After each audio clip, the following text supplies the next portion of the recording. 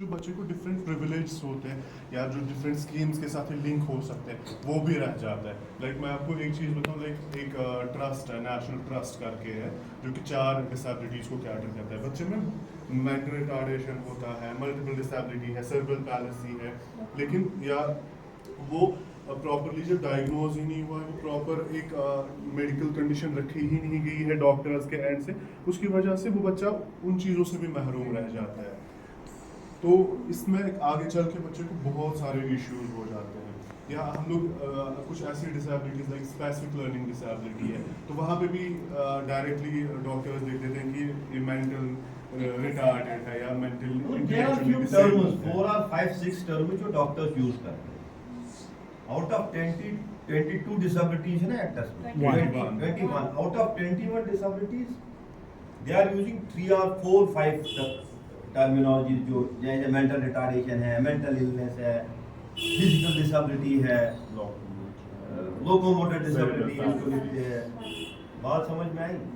तो वो अगर आप, मुझे लगता है कि हमारे लिए खुशकिस्मती है कि आप हमारे पास आए, और अगर आप इस चीज़ को आगे पहुंचा दोगे तो वो डिसेबिलिटी सेक्टर के लिए एक बड़ा, मैं ये कहूँगा कि टर्निंग पॉइंट होगा, क्योंकि सबसे पहली चीज़ यही है डिसेबिलिटी सेक्टर। जैसे फरहान साहब कह रहे थे एक्ट है, ये नेशनल ट्रस्ट है, नेशनल ट्रस्ट में बच्चे का मेडिकल एक्सपेंसेस तक कवर हो जाते हैं, जो कि गवर्नमेंट ऑफ इंडिया दे देती है।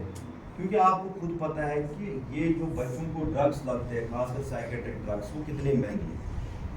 और एक बच्चा जिसका बाप मजदूरी करता है, 200, 300, 500 रुपये दिन में कमाता है, फिर उसके पास 1 या 2 बच्चे ऐसे हैं जिनको वो ड्रग्स देने पड़ते हैं, तो उसके लिए जिंदगी गुजारना कितना मुश्किल हो जाता है। बात समझ में? Surgical cost, minor surgical cost वो दे देते हैं। बट अब प्रॉब्लम ये है कि उस सर्टिफिकेट में जो उस बच्चे की बात आगे पहुंचाएगी उसमें डायग्नोस करना। बात समझ में?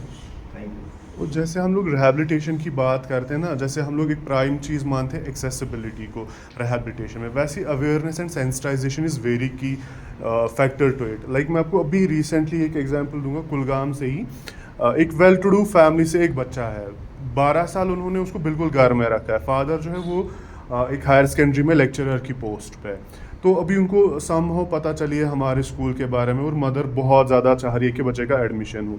लास्ट टाइम भी वो हमारे पास आए, लेकिन हमने चाहा कि फादर भी आए, क्योंकि जो वो एक हार्ड नट है, तो बीइंग एन एजुकेशनिस्ट वो फिर भी बच्चे को एनरोल नहीं कराना चाह रहे थे। अभी मेरी उनकी मदर से बात हो रही थी, वो फिर से कॉल कर रहे थे, प्लीज़ अब मैं घर छोड़ने के लिए भी रेडी हो रही हूँ, लेकिन आप मेरे बच्चे को एडमिशन दे लो। तो आपका आना इज़ अ बिग थिंग, यहाँ पे आना, क्योंकि अगर हम लोग सेंसिटाइज हो रहे हैं, अगर हम लोग अवेयर हो रहे हैं, we can make a bigger inclusive society.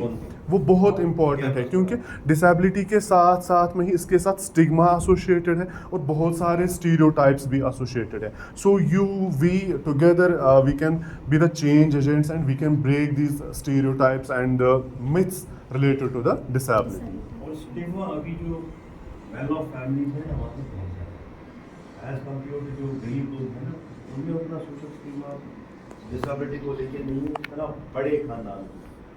जैसे कोई बड़ी फैमिली है, रईस फैमिली है, उनमें डिसेबिलिटी किसी बच्चे में है, तो मैं ऐसा हम साइंस एक्सेप्ट नहीं करते, हालांकि इनको पता होता है कि हमारे बच्चे में क्या इशू है, तो वो नॉट एक्सेप्टेड। सर इंस्टीट्यूट के बारे में कब तो स्टार्ट? जावेद साहब, आपको मैं इसको रिक्वेस्ट करूँगा, ये आपको बता देंगे ज़ेबा आपा के बारे में, ह्यूमैनिटी के बारे में। जावेद साहब ने किस तरह ये ऑर्गेनाइजेशन शुरू की, फिर हमने किस तरह स्कूल खड़ा किया, कब किया, कैसे किया, ये सब जावेद साहब का।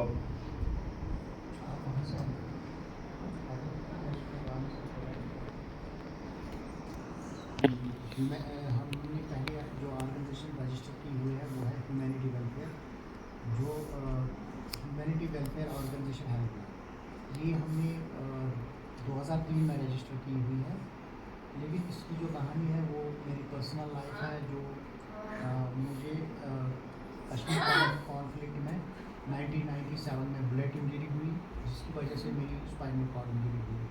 और स्पाइनल कॉर्ड इंजरी होने के साथ साथ मेरा जो हिप जॉइंट दोनों थी वो डिस्लोकेट उसी टाइम हुई जिस टाइम में गोली लगने के बाद गिर गया।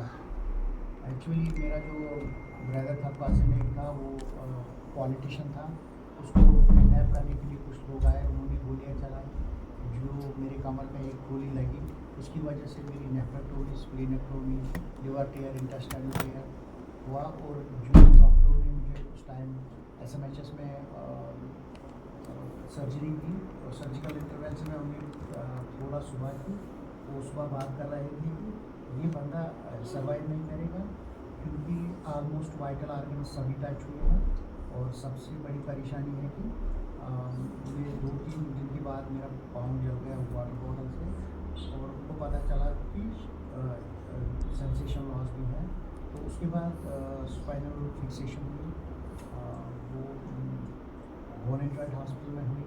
और उसके बाद 1 साल में हॉस्पिटल में रहा क्योंकि बहुत सारी इंजरीज, ग्रेशियस इंजरीज थी। तो मेरी माँ नहीं चाहती थी कि मैं इस कंडीशन में घर आ जाऊँ, जिसकी वजह से मुझे लगभग 1 साल कंप्लीट में बोन एंड जॉइंट SMHS वहाँ पे एडमिट रहा। तो सर्जिकल इंटरवेंशन होने के बाद उनको डॉक्टर्स को लगता था कि ये सर्वाइव ज़्यादा नहीं कर पाएगा और उन्होंने डिक्लेयर भी किया था कि बंदा 2-3 महीने तक कर सकता है सर्वाइव, क्योंकि उम्र छोटी है, मैं तब 20-21 साल का था। तो मे भी कुछ हद तक ये सर्वाइव कर सकता है, लेकिन उसके बाद मर जाएगा।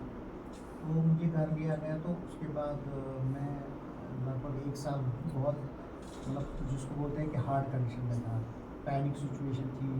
जो ये न्यूरोलॉजिकल जो कंडीशन थी वो सबसे ज़्यादा मुझे चुभती थी, क्योंकि इसमें आपको पता है कि जब स्पाइनल कॉर्ड में इंजरी होती है तो फिर फॉल्स सेंसेशंस आते हैं, स्पाज़म्स आते हैं, तो उससे मेरी कंडीशन बहुत ख़राब थी।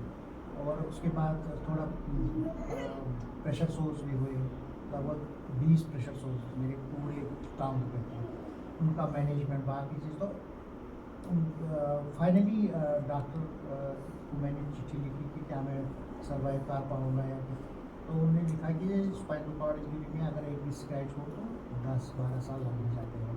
तो you have 40% spinal cord injury, तो उसमें चांस ही नहीं है कि आप उठ सकोगे। हाँ, रिसर्च चल रहा है, मे भी कुछ हो जाए। तो एक लाइन उससे लिखी थी कि you should do some table work, तो आप अपनी एक चेयर टेबल पर बैठ के कुछ करो।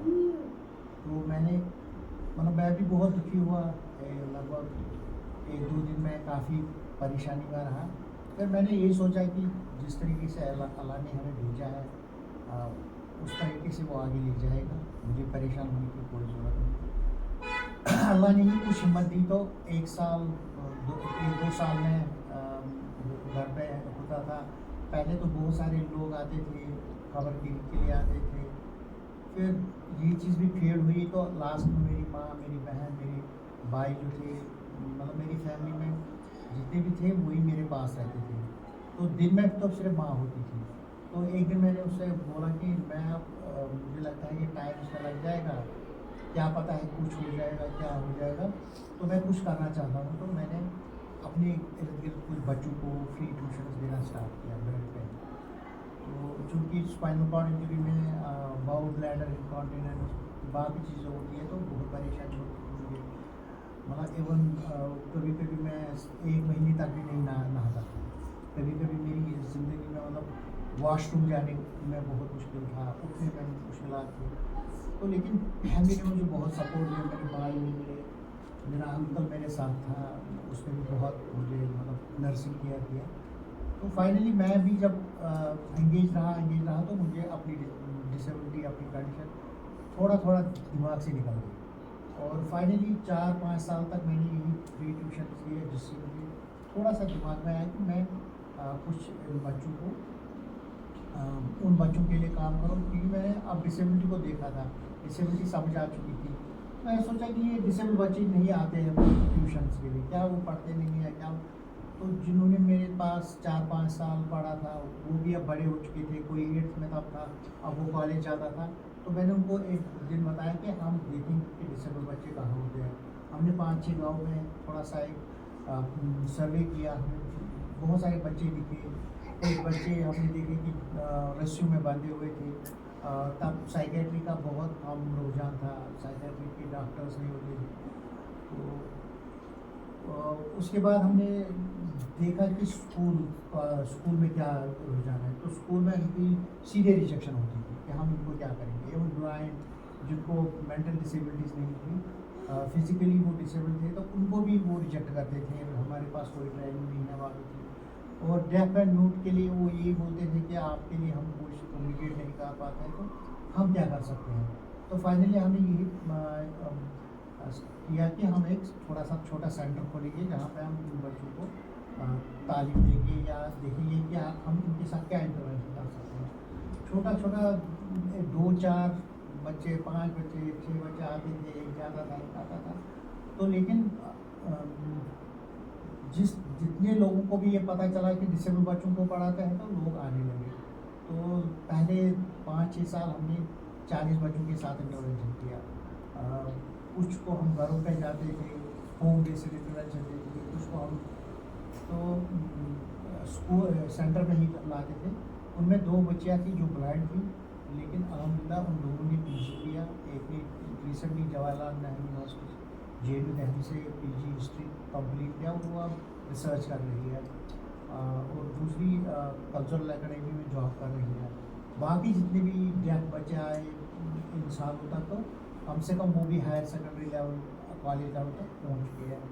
और मतलब हमारा रिटेंशन रेट बहुत अच्छा रहा, ड्रॉप आउट रेट भी बहुत है। जिसमें अगर हमने 1000 बच्चों के साथ इंटरवेंशन किया, 200-300 बच्चे ऐसे थे जिनको फैमिली सपोर्ट बिल्कुल भी नहीं था। तो उन्होंने फिर यही बोला कि अब ये बच्चे बड़े हो गए, हमारी लड़की है, इसको परेशानी है, हम कैसे इसको यहाँ छोड़ेंगे, क्या करेंगे। तो जिससे उनका थोड़ा सा रिटेंशन रेट कम हुआ। लेकिन ओवरऑल सिचुएशन में हम ये कह सकते हैं कि जब हम पहले 30 या 40 बच्चों के साथ इंटरवेंशन करा, आज हमारा इंटरवेंशन 300 बच्चों के साथ है। तो यकीनन मतलब थ्रू सोशल मीडिया अवेयरनेस बहुत ज़्यादा बढ़ गई, लोगों को पता चला कि ये चीज़ क्या है। लेकिन जो हमने पहले सालों में काम किया वो था एडवोकेसी, जहाँ पे मतलब जो डिसेबिलिटी सेक्टर में रिजर्वेशन होती है, एक्सेसिबिलिटी नहीं थी, या बहुत सारे लोगों को नौकरियाँ मिलती थी कैटेगरी में, उनको रिजेक्ट किया जाता था। तो हमने उसके लिए हाई कोर्ट में किया है, इसकी RTI आया, फिर RTI के ज़रिए हमने बहुत सारे RTIs किए, जिनसे हमने बहुत सारा डिसेबिलिटी सेक्टर को हमने थोड़ा सा एक्टिवेट किया है। इस वक्त लगभग हर डिस्ट्रिक्ट में एक ग्रुप है जहाँ पे डिसेबिलिटी के रिलेटेड बात होती है, पता चलता है लोगों को। मतलब वो इनिशिएटिव लगभग हमारे इंटरवेंशन के बाद है।